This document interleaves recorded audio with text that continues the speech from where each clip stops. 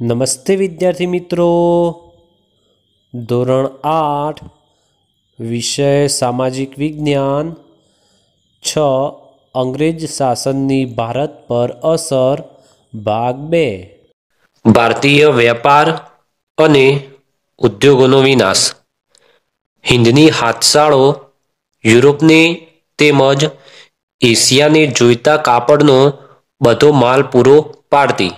એટલે કે હિંદની અંદર જે પણ ચીજ વસ્તુઓ બનતી હતી તે યુરોપ અને એશિયા જે રહ્યા એમને બધો જ કાપડનો માલ જે હતો ત્યાંથી જતો હતો. પશ્ચિમના વેપારીઓ અહીં માલ ખરીદવા આવતા. પશ્ચિમના વેપારીઓ જે રહ્યા તે પણ ભારતની અંદર માલ સામાન ખરીદવા માટે આવતા હતા. હિંદમાં બનતું શણ, ઊન, રેશમ અને સૂતરના કાપડની વિદેશમાં માંગ રહેતી હતી. આપણે અગાઉ પણ જોયું હતું પ્રથમ પ્રકરણની અંદર કે ભારતની અંદર આ જે કાપડની માંગ હતી એ વિદેશની અંદર પણ વધી હતી અને એના કારણે અંગ્રેજ લોકો જે હતા એટલે કે યુરોપિયન લોકો જે હતા એમને નવો જળમાર્ગ શોધવાની જરૂરિયાત ઊભી થઈ કે એના દ્વારા એ ભારતની અંદર પહોંચી શકે. ઢાકાની મુલાયમ બારીક મલમલની દુનિયામાં મોટી માંગ હતી. એમાં પાછું બાંગ્લાદેશ જે રહ્યો એનું પાટનગર ઢાકા જે રહ્યું એની મુલાયમ જે કાપડ હતું મલમલ એની પણ દુનિયાની અંદર વધારે પડતી માંગ હતી. કાપડ ઉપરાંત સુરોખાર, મીઠું, સાકર વગેરે માલની નિકાસ થતી. તેના બદલામાં ભારતનો અઢળક સોના ચાંદીની આયાત થતી હતી. કાપડ તો ભારતની અંદરથી બીજી જગ્યાએ વેચાતું હતું. આ ઉપરાંત સુરોખાર, મીઠું અને સાકર આ જે માલ રહ્યા એમની પણ નિકાસ થતી હતી. એટલે કે એક જગ્યાએથી બીજી જગ્યાએ મોકલવામાં આવતા હતા અને એના બદલાની અંદર ભારતની અંદર અઢળક સોના ચાંદી જે રહ્યા એની આયાત કરવામાં આવતી હતી. અંગ્રેજ શાસનનો અમલ થતાં જ આ સ્થિતિ જે રહી એ બદલાઈ ગઈ. એટલે કે જે પહેલા સોનું ચાંદી ભારતની અંદર આવતું હતું એ અંગ્રેજ શાસન સમયે શું થવા લાગ્યું તો એનો પ્રવાહ જે રહ્યો એ બદલાઈ ગયો. સોના ચાંદીનો પ્રવાહ ઉલટી દિશામાં વહેવા લાગ્યો. એટલે કે જે સોના ચાંદી પહેલા ભારતની અંદર આવતા હતા એ હવે ભારતની અંદરથી યુરોપિયન દેશોની અંદર એટલે કે અંગ્રેજ લોકો જે હતા એમની તરફ સોના ચાંદી જવા લાગ્યા. ઔદ્યોગિક ક્રાંતિની શરૂઆતમાં અંગ્રેજો એકલા બંગાળમાંથી જ આજના હિસાબે ગણીએ તો 500 કરોડ રૂપિયા માત્ર 2 દાયકાના શાસનમાં ઉપાડી ગયા હતા. ઔદ્યોગિક ક્રાંતિ ઇંગ્લેન્ડની અંદર સૌપ્રથમ શરૂઆત થઈ અને એ સમયગાળા દરમિયાન માત્ર બંગાળા જે રહ્યું એ બંગાળની અંદરથી જ આજના રૂપિયા પ્રમાણે ગણીએ તો 500 કરોડ રૂપિયા જે હતા એ માત્ર એમને 2 દાયકા જે શાસન કર્યું એની અંદર જે ઉપાડી ગયા હતા. તો પછી તમે વિચાર કરો કે આખા દેશની અંદરથી કેટલી સંપત્તિ અંગ્રેજોએ એકત્ર કરી હશે. ભારતમાં ઉત્પન્ન થતો કાચો માલ અને ભારતમાંથી એકત્ર કરેલ રૂપિયાની મદદથી અંગ્રેજો ઇંગ્લેન્ડમાં ઉદ્યોગ ધંધાઓ વિકસાવવા લાગ્યા. આ પણ આપણે પ્રકરણની શરૂઆતની અંદર જ જોયું હતું કે અંગ્રેજો જે રહ્યા એ ભારતના અંદરથી જ એ પોતાની કમાણી જે રહી એ ઇંગ્લેન્ડની અંદર મોકલતા અને ત્યાં પોતાના ઉદ્યોગ ધંધાઓ એમને વિકાસ કર્યા અને એના કારણે ભારતના જે પણ હુન્નર ઉદ્યોગો હતા એ શું થયા તો તૂટી ભાગ્યા. એટલે કે ખેતી જે રહી એ બંધ થઈ. તેમના કારખાનાઓ ધમધમવા લાગ્યા. ઇંગ્લેન્ડની અંદર કારખાનાઓ જે શરૂ થયા એ પણ કેવા થવા લાગ્યા હવે તો વધારે ચાલવા લાગ્યા. ઇંગ્લેન્ડમાં બનતો માલ ભારતમાં જકાત વગર આવતો, જ્યારે હિંદના કાપડ પર 80% સુધીની જકાત નાખી. પરિણામે ભારતમાં ઉત્પન્ન થતો માલ ભારતમાં જ મોંઘો પડવા લાગ્યો. હવે આપણે આની અંદર જોઈએ કે ભારતની અંદર ઉત્પન્ન થતો માલ જે રહ્યો એ ભારતના લોકોને કેમ મોંઘો પડવા લાગ્યો. તો ઇંગ્લેન્ડની અંદર જે માલ સામાન બનતો હતો એ ભારતની અંદર જ્યારે આવતો ત્યારે એમના માલ સામાન ઉપર કોઈ પણ પ્રકારની જકાત લેવામાં આવતી હતી નહીં, એટલે કે કર વસૂલ કરવામાં આવતો હતો નહીં.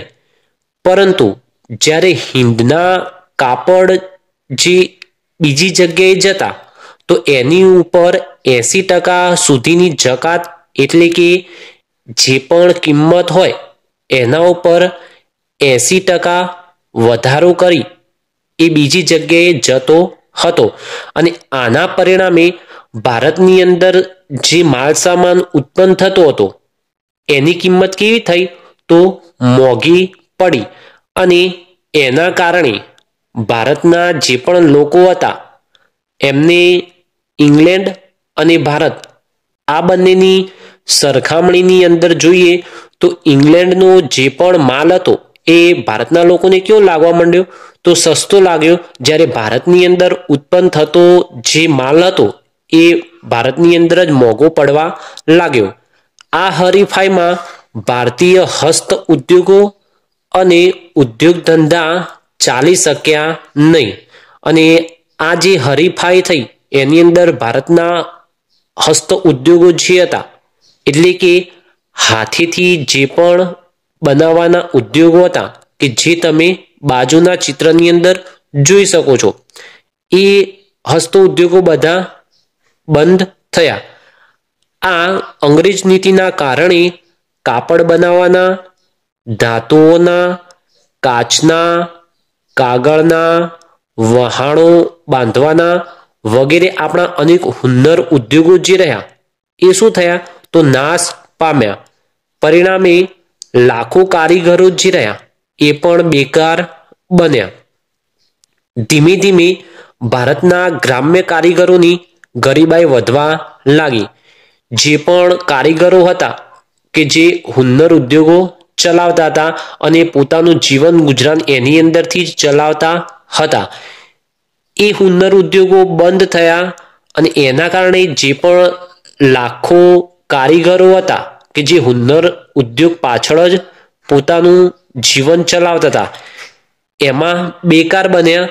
અને એના કારણે ભારતના ગ્રામ્ય કારીગરો જે રહ્યા એમની ગરીબાઈની અંદર પણ શું થયું તો વધારો થતો ગયો. સુધારાઓ તરફ શંકા. વિલિયમ બેન્ટિંગ જ્યારે ભારતમાં ગવર્નર જનરલ બનીને આવ્યો ત્યારે ઇંગ્લેન્ડમાં ઉદાર વિચારસરણીનો ધીમે ધીમે ફેલાવો થયો હતો.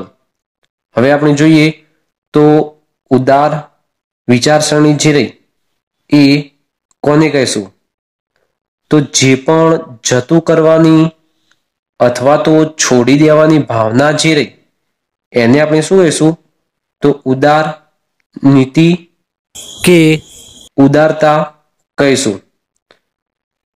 અને એનું ઇંગ્લેન્ડમાં ફેલાવો હવે થયો હતો.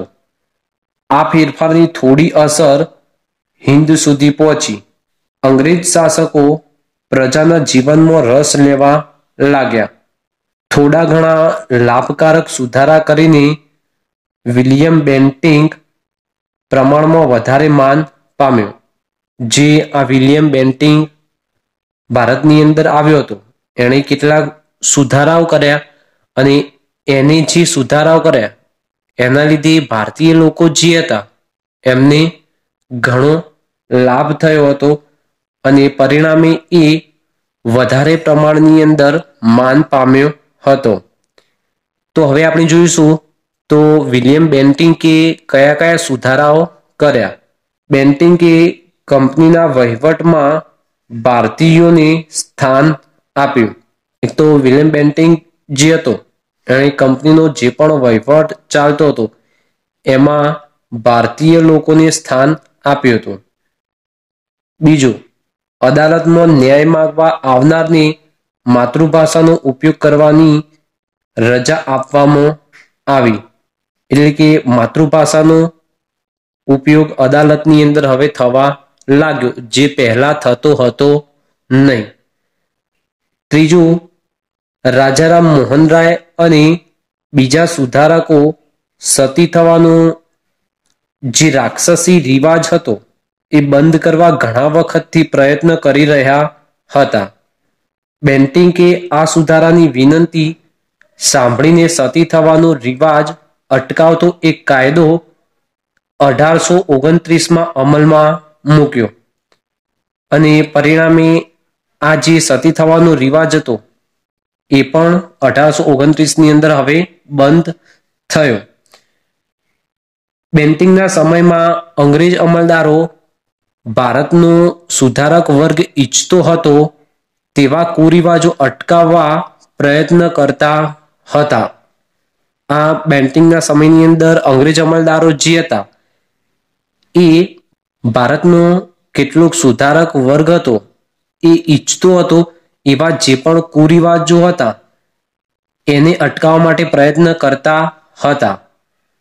આ સુધારાને ભારતના રૂઢિચુસ્ત લોકો શંકાની નજરે જોવા લાગ્યા, પરંતુ કેટલાક રૂઢિચુસ્ત લોકો હતા કે જે વંશ પરંપરાગત આવતી જે પણ પરંપરાઓ રહી એને છોડવા તૈયાર થતા હતા નહીં.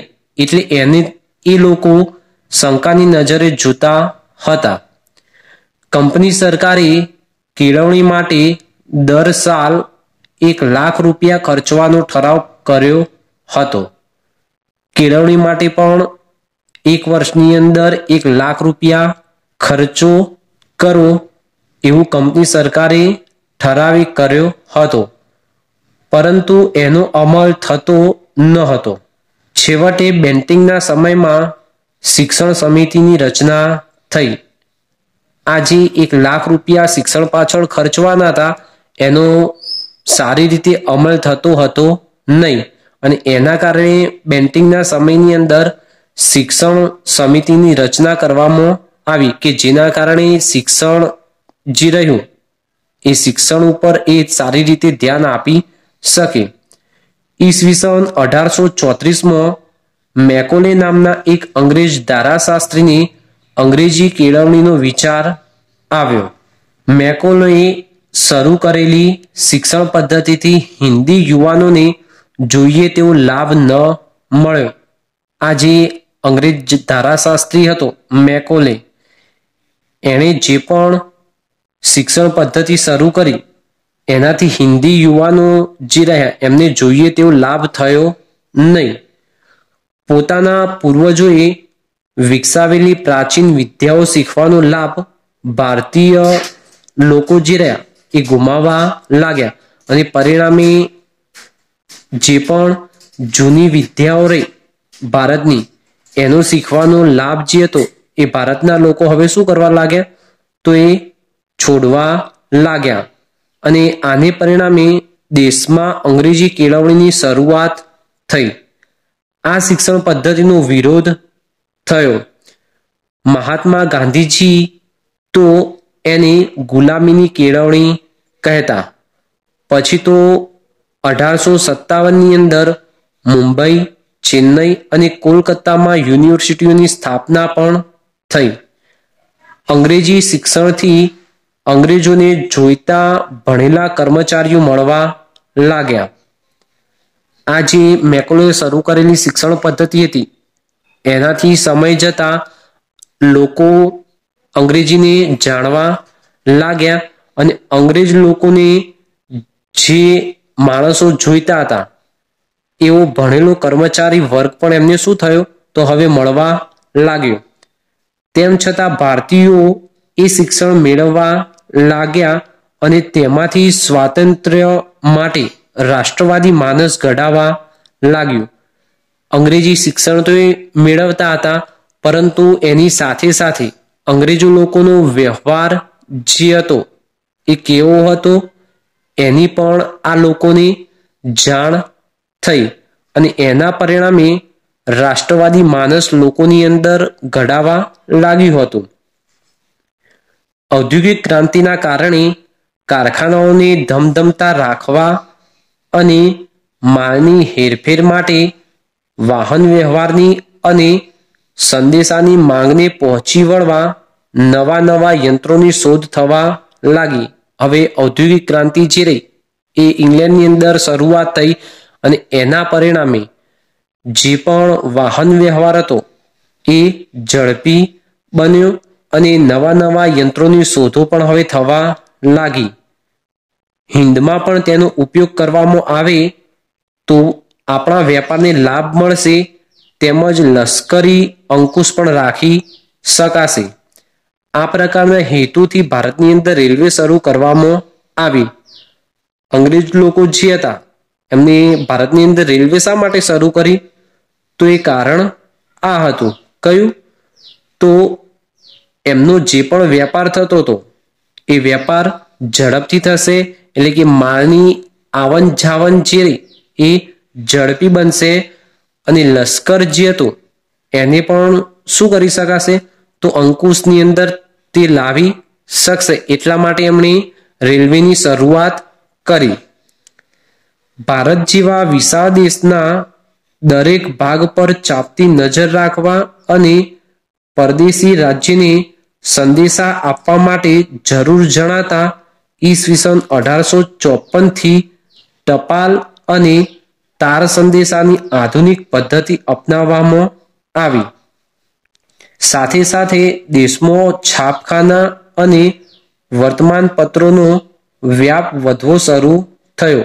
જે પણ ઔદ્યોગિક ક્રાંતિની શરૂઆત થઈ એના પરિણામે છાપખાના જે રહ્યા એટલે કે છાપવાના જે પણ મશીનો રહ્યા એ પણ શરૂ થયા અને વર્તમાન પત્રો એટલે કે સમાચાર પત્રો જે રહ્યા તેનો પણ ધીમે ધીમે વધારો થતો રહ્યો. આમ બ્રિટિશ શાસનના સુધારાઓ અંગ્રેજોના હિત માટે હતા, તેમ છતાં રાષ્ટ્રવાદના ઉદ્દેશ્ય માટે એ ભારતીયો માટે આશીર્વાદ રૂપ બન્યા. અંગ્રેજી કેળવણી પામેલો વર્ગ વિશ્વના પ્રવાહોથી માહિતગાર બન્યો, જેણે દેશમાં સમાજ સુધારણા અને રાષ્ટ્રીય જાગૃતિના કાર્યક્રમમાં ખૂબ અગત્યની ભૂમિકા ભજવી. વર્તમાનપત્રો, તાર, ટપાલ અને રેલવેથી ભારતના લોકો જે રહ્યા એ એકબીજાની નજીક આવ્યા અને એના પરિણામે સ્વાતંત્ર્યની લડતો શરૂ કરી.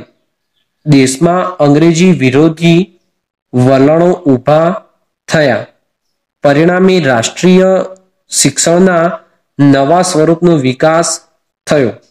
અંગ્રેજોએ જે પણ સુધારાઓ કર્યા અને અંગ્રેજી કેળવણી જે શરૂઆત કરી એનાથી જે પણ કેળવણી પામેલો વર્ગ રહ્યો એ વિશ્વના પ્રવાહો જે હતા એટલે કે વિશ્વની અંદર શું ચાલી રહ્યું છે એનાથી એ માહિતગાર બન્યો અને એના કારણે સમાજની અંદર, રાષ્ટ્રની અંદર ઘણી બધી સુધારણાઓ આવી અને સાથે સાથે વર્તમાનપત્રો, તાર ટપાલ અને રેલવે જે રહી એણે એકબીજાની નજીક લાવી દીધા. એટલે કે એક રાજ્યની અંદરથી બીજા રાજ્યની અંદર જવાનું સરળ થઈ ગયું અને એકબીજાના જે પણ વિચારો હતા એ વિચારોને પણ લોકો સમજવા લાગ્યા અને આને પરિણામે ભારતની અંદર સ્વાતંત્ર્યની લડતો શરૂ થઈ અને જે રાષ્ટ્રીય શિક્ષણ હતું એ રાષ્ટ્રીય શિક્ષણને નવું સ્વરૂપ મળે એ માટેના વિકાસો હવે શરૂ થયા. અહીંયા પ્રકરણ 6 પૂર્ણ થાય છે. નમસ્કાર.